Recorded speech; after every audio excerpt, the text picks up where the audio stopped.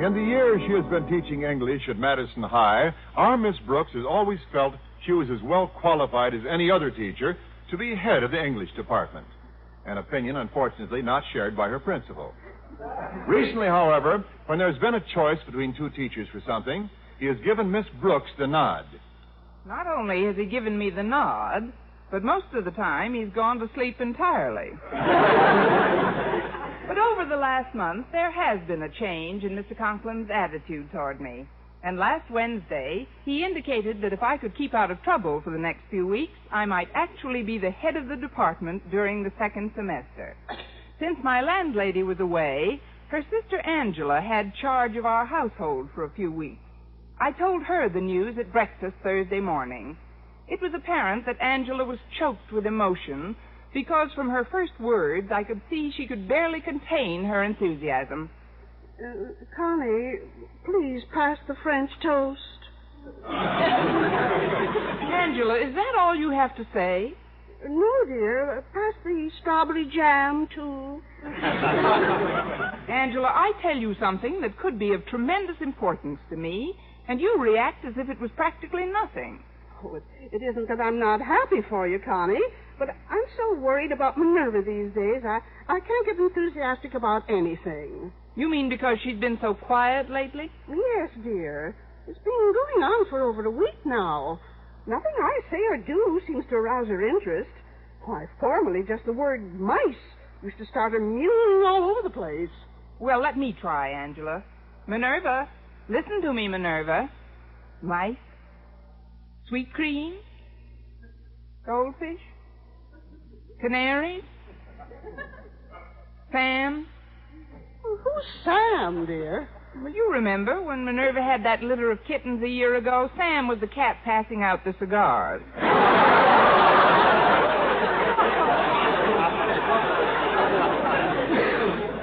Oh, but you're right, Angela. She isn't responding to anything. Oh, it's got me beside myself. I was supposed to attend an emergency meeting of Margaret's Ladies' Aid group tonight, but I simply can't leave Minerva alone in the state she's in. Would you mind sitting at home with Minerva tonight? Well, I'd like to help you out, Angela, but tonight Mr. Boynton and I were planning to see Sadie Thompson with Rita Hayworth. Well, couldn't the three of you sit home with Minerva instead? Counting Sadie, there'll be four of us. I suppose I could persuade him to stay here this evening. Oh, thank you, dear. You don't know how much I appreciate this. I'll give you Minerva's feeding instructions at dinner tonight. I'll get it. Hello? Hello, Miss Brooks. This is Mr. Boynton. Why, Mr. Boynton, I'm glad you called. We were just speaking about you. Speaking about me? Yes, about how I was going to get Rita Hayworth off your lap tonight and me on.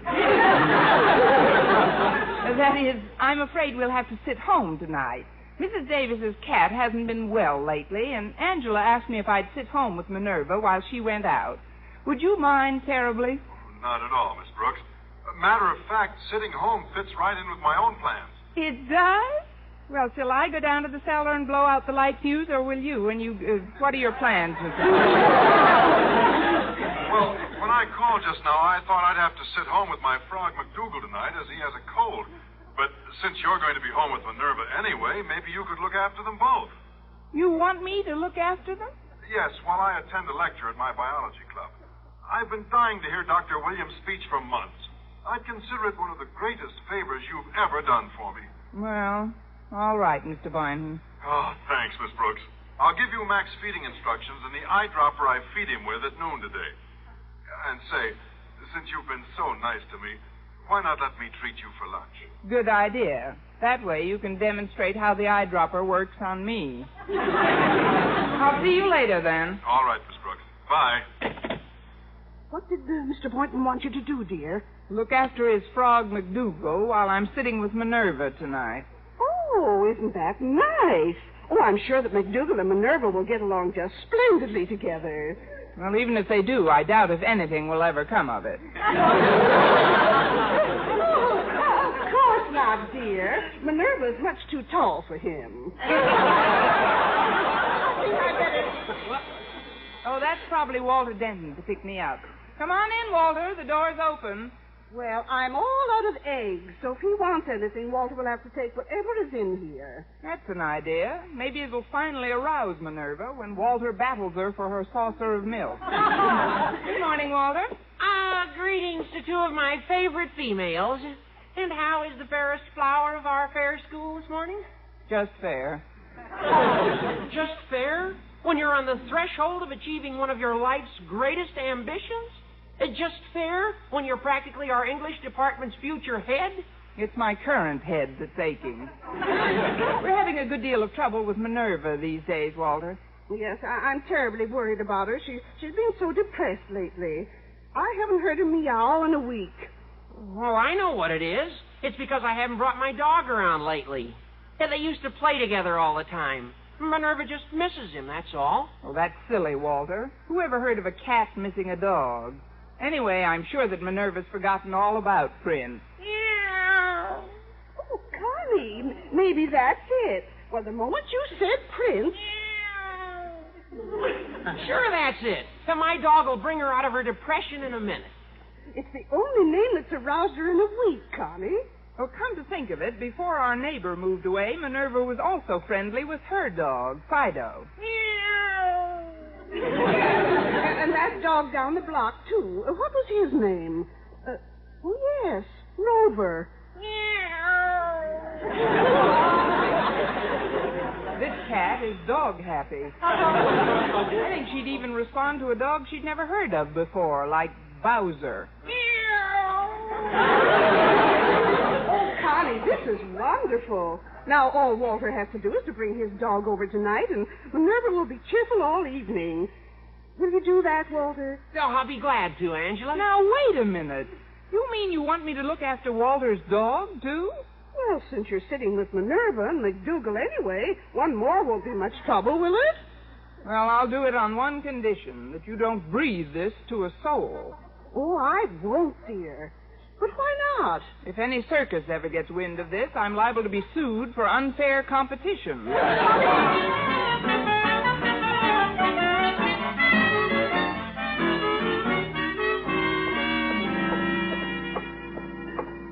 Well, it looks like you've got us to school in plenty of time this morning, Walter. I think we should Morning, be... Miss Brooks. Oh, good morning, Harriet. Hi, Dreamboat. Hello, sweet stuff.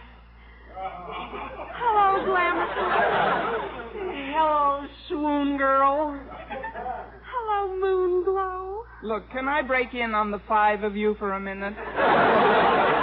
Harriet, what kind of a mood is your father in this morning? Oh, just fine, Miss Brooks. If you're still worried about becoming head of our English department, you're practically in. Daddy said he intended stopping over to seeing you one of these nights. Yeah, well, she'll sure be in tonight. There is an animal in town she isn't sitting with. Our house is going to look like the Johannesburg Zoo at feeding time. I've never seen so... I'm one laughing hyena short. Care to join me? As a matter of fact, I am animal sitting tonight with Mrs. Davis's cat, Walter's dog, and Mr. Boynton's frog. Well, that's a coincidence, Miss Brooks, since I'm babysitting with little Horace Anderson tonight. You're babysitting tonight? Oh, but tonight's Bull Jones's party, and you promised to go to it with me. Is that tonight, Walter? Oh, gosh, I forgot all about it. Well, I don't see how I can possibly... Say, wait a minute. Maybe I still can go with you. How, she said, with the knife already sticking 3 feet into her back. Miss Brooks, since you're going to be home anyway, would you mind sitting with Horace, too? Well, he's only 8 months old, and he's absolutely no trouble. I'm sorry, Harriet. I'd like to help you out, but I have my hands full as it is. Well, just as you say, Miss Brooks. But, I suppose I needn't remind you that I see Daddy day and night, and I know how important becoming head of the English department is to you, and a well-chosen word from me here and there must... Just tell me what temperature Horace likes his bottles at. Oh, then you'll do it, Miss Brooks? Oh, gosh, you're a peach. I know Mrs. Anderson will be delighted you're looking after her baby, too. Now, I don't know whether Mrs. Anderson will be so happy after tonight, Harriet. At 8 months, the child picks up the habits of those around him very fast. But why should that bother Mrs. Anderson? After tonight, Horace might decide to jump 12 feet in the air and start licking her face. Well, as things have worked out tonight, I'm going to babysit with Mrs. Anderson's baby, Mrs. Davis's cat, Walter's dog, Mr. Boynton's frog, and unless I run into Sabu, that's it. But at noon, I had other things on my mind, principally how I could solidify myself with Mr. Conklin. I decided that the best way to do it was to be as cooperative as possible. So at noon, I assumed Harriet's duties and brought him his daily tray of food from the cafeteria. When Mr. Conklin saw me coming into his office with the tray, he thanked me in a rather unusual way. Miss Brooks, don't come a step closer, or I'll scream for help. But, sir, this is just a tray of food for you. I know who it's intended for, and I warn you, I intend to defend myself to the limit of my strength. Oh, I wouldn't spill any of it on you, Mr. Conklin, and anyway, how could I when there's a whole desk between us? With a tray of food in your hands, I wouldn't feel safe with the Mediterranean Sea between us. Now, please put down that tray. Yes, sir. Now, you put down that lamp. Oh, yes, sure. Well, as long as I'm here, sir, is there anything I can do for you? My, I've never seen your desk so cluttered before. I'd be glad to straighten it if you... Miss Brooks, I'll thank you to keep those 10 crazy, mixed-up thumbs of yours off my desk. Every time you mean to be helpful, things happen to me that are not even mentioned in Wildcat accident insurance policy. Shall I enumerate? I'd rather you didn't. September, the typewriter on the foot incident. Cost to me 1 fractured toe. October, the swivel chair caper. 1 sprained wrist. November, November was a good month. The surprise waxing of the office floor episode. Cost 1 cracked sacroiliac. December. Nothing happened in December, sir, and I can prove it by your medical chart. That is, nothing did happen in December. No, you're right, and that's why I'm finally considering you for head of the English department. If one can forget your psychopathic quirks, you are capable, popular with the students. And I'm neat, clean, healthy, thrifty, thoughtful, decisive, and ambitious. I'll work as I've never worked before, do anything you want, absolutely anything. I'll be ideal in every way, you'll see, just ideal. Now, do I get the job, do I? Huh? Do I? Do I get the job? Down, girl! I'll make a bargain with you, Miss Brooks. Keep out of my hair until the end of this semester. Do absolutely nothing to tease, hurt, or molest me, and the job is yours. Oh, thank you, sir, thank you. I'll be very careful, sir, very careful. Now, is there anything else I can do while I'm still here? Yes, there is one more thing you can do, Miss Brooks. And what's that, sir? Leave. A great deal of work to do. Oh, yes, sir. I was just leaving this second. I was on my way out, just departing, leaving at once. Goodbye, sir. I doubt if the woman will ever make it. Oh, well, I've done all I possibly... Hello, Osgood Conklin, principal speaking. Make it brief. I'm a busy man. Hello, Osgood. Herbie. Herbie? Yeah, you remember. Your brother-in-law. Listen, Osgood, you know that house next to yours? The one that's been empty for 6 months? I ought to, since I emptied it. I inspired the neighbors to leave. Oh, you did? Yes, they had a ridiculous 5-year-old child who practiced on the piano from morning till night. Sounded like a 4-year-old. Yeah, I know how much you hate noise, Osgood. Well, I have a client, a Mr. Perkins, who also hates noise, and he will buy that house next to yours, providing I can convince him that you're a quiet neighbor. You know, no babies or animals. Indeed. Well, there are certainly no babies and absolutely no animals around my place, except for my daughter's idiotic boyfriend. I know. Look, he wants to meet you and see your place tonight around 9. Tonight? Well, I was supposed to go to a lodge meeting tonight, but With 200 Iron Men, dollars at stake, I'll be available. Fine. Now, Perkins doesn't have a car, so I'll let you know where to pick him up. Then you take him to your house. But, Osgood, please make sure everything is especially quiet tonight, huh? The house will be like a tomb. I shall send Mrs. Conklin to the movies and Harriet's going out to a party. Yeah, how about the radio and television set? There's nothing I can do about them. They're staying home. Bye, Herbert.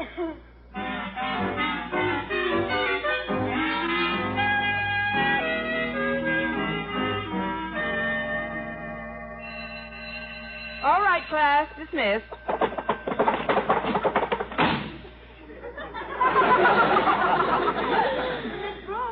Oh, Miss Brooks. Yes, Harriet? You can come out from under your desk now. They've gone. Thanks, Harriet. I don't see how John Wayne does it in picture after picture. What did you want to see me about, Harriet? Well, it's about tonight. Mrs. Anderson was delighted with the idea of having you sit with Horace, but she doesn't want him in a strange house. She says he cries there. Well, then I guess that lets me out. So I came up with a solution for her. I'm back in. What is it, Harriet? Well, you see, Horace has been over to my house any number of times, and he's perfectly familiar with it. So Mrs. Anderson agreed to let you sit with Horace at my house, if that's all right with you. Oh, I'm afraid not, Harriet. I'd have to bring along the cat, the dog, and the frog, and your father isn't very fond of animals. Come to think of it, he isn't very fond of humans either. Oh, that's okay, Miss Brooks. Daddy has his lodge meeting tonight, and he won't be home until midnight. Will you do it, please? All right, Harriet. You bring the baby to your house, and I'll bring the menagerie, and let's hope the neighbors don't bring the police.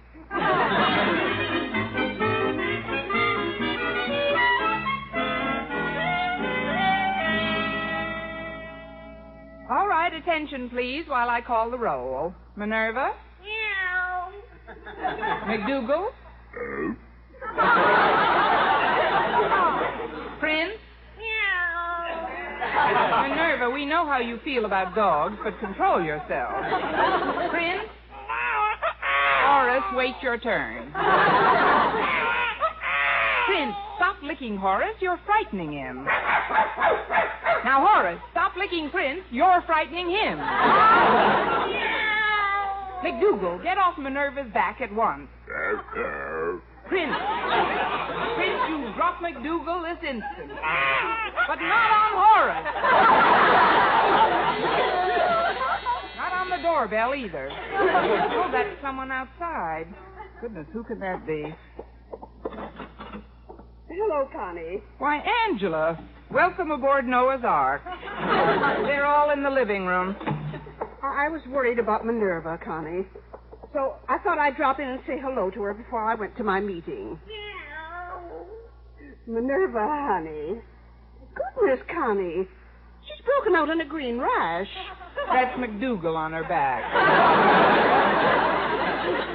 Minerva looks wonderful, Connie. So relaxed.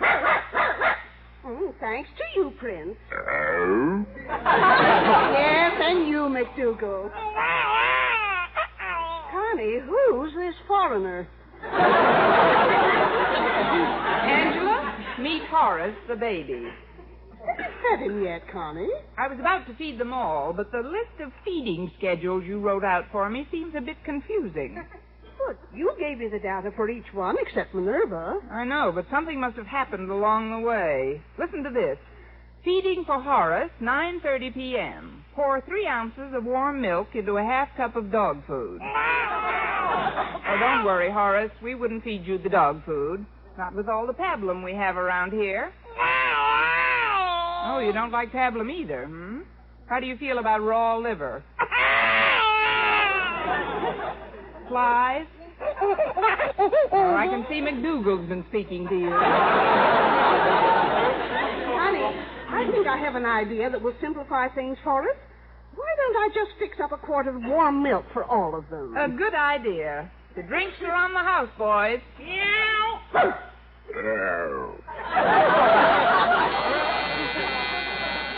Now, who can that be?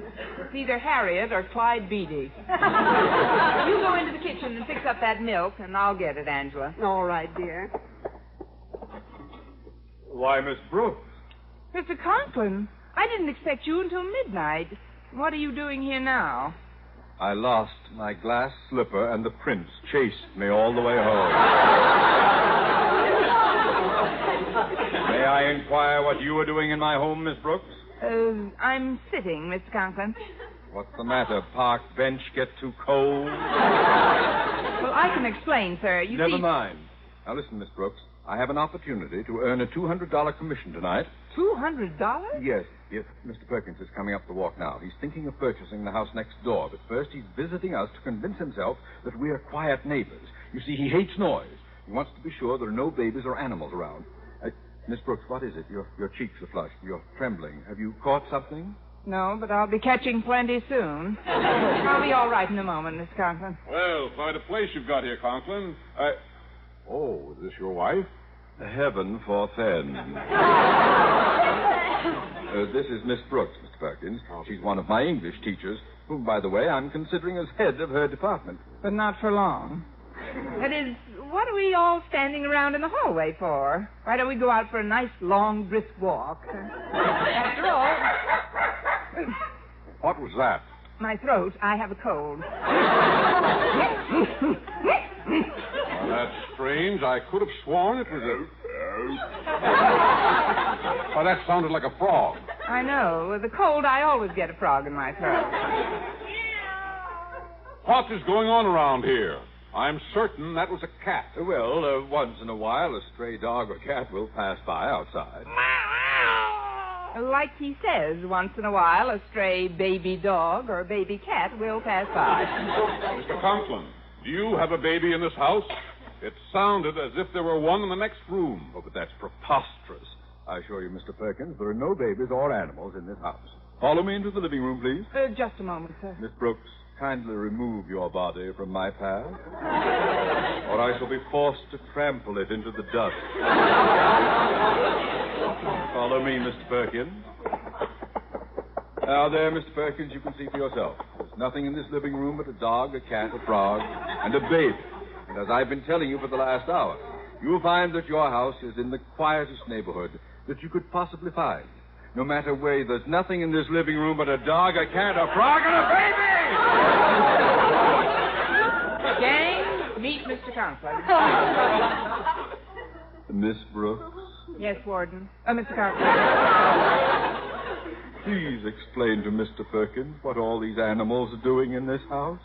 I know there's a clear, logical explanation somewhere. Oh, of course there is, Mr. Perkins. I brought in the animals myself to sit with. You brought them in to sit with? Mr. Perkins, believe me, all her logical explanations sound like science fiction. Don't you blame this poor woman, Conklin. As far as I'm concerned, you can find another neighbor. But, Mr. Perkins, please, if you'll only... No, Mr. Conklin, no. The saxophone is a difficult enough instrument to master, and I simply can't be disturbed by all these animals and this baby while I practice. Saxophone? You play the saxophone? I practice 3 hours a night, and all day Sundays. You play the saxophone all day Sunday, too? I do. Well, I am sorry you don't like my animal collection, Mr. Perkins. And as for this infant, she's the finest baby girl I've ever had. Take it easy, Horace. He didn't know. Well, I'm certainly glad I found out about all this in time. Good night, sir. Yeah. And good riddance. Now then, Miss Brooks, will you kindly give me the facts as to what you are doing in my home with this miniature zoo? But I gave you my explanation, sir. Oh, come now, Miss Brooks, the truth. Well, if I give you another explanation, will you consider me for head of the English department next term? N.O. Now, the 3 animals, Miss Brooks, where did they come from? Well, sir, I was babysitting for Mrs. Anderson's baby. I see. And I thought it might get a little lonely. Yes? So I insisted my 3 friends come along, and we've had the craziest bridge game you've ever seen. After persuading Mr. Conklin to at least consider me for head of the English department for next year, Angela and I brought Horace and the rest of the menagerie back to our house. Once there, Horace crawled out of his baby blanket and played with the animals until Mrs. Anderson came by to pick him up. Shortly after she left with him and the other animals had been called for, Angela began looking around for something. Where did Minerva go? Did you notice, Connie? I believe she's in her box in the kitchen, Angela. Oh, of course. Well, let's go in and say good night to her. I'm sure she can tuck herself in, but all right. Why, she was cheerful this evening. I've never seen such a change in a cat before. No, the change was remarkable. Well, here we are, dear. I see her moving under the straw. Good night, Minerva. Good night, honey. I've heard of remarkable changes before, but this is ridiculous.